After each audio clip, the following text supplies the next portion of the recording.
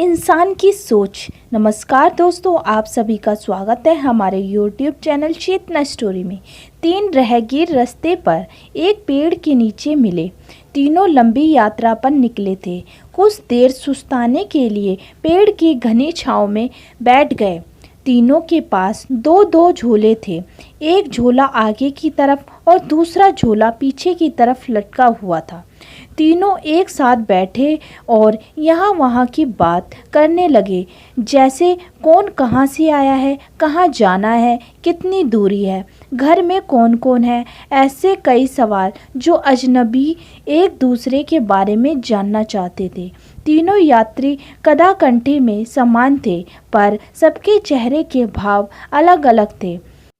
एक बहुत थका निराश लग रहा था, जैसे सफ़र ने उसे बोझिला बना दिया हो। दूसरा थका हुआ था पर बोझिला नहीं लग रहा था, और तीसरा अत्यंत आनंद में था। एक दूर बैठे महात्मा जी इन्हें देखकर मुस्कुरा रहे थे।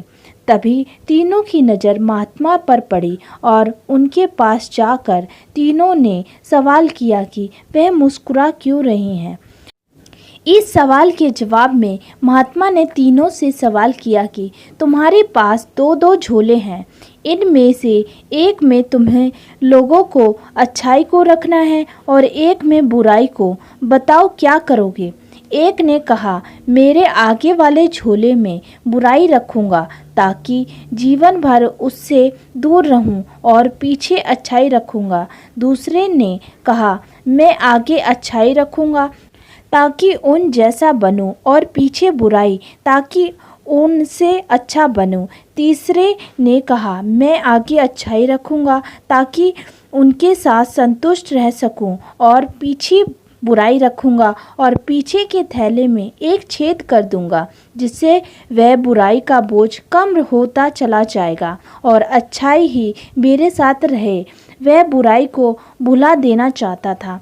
यह सुनकर महात्मा ने कहा, पहला जो सफ़र से थक कर निराश दिख रहा है, जिसने कहा है कि वह बुराई सामने रखेगा, वह इस यात्रा की भांति जीवन से थक गया है, क्योंकि उसकी सोच नकारात्मक है। उसके लिए जीवन कठिन है। दूसरा जो थका है वह निराश नहीं है, जिसने कहा अच्छाई सामने रखूँगा पर बुराई से बेहतर बनाने की कोशिश में मैं थक जाता हूँ, क्योंकि वह बेवजह की होड़ में है।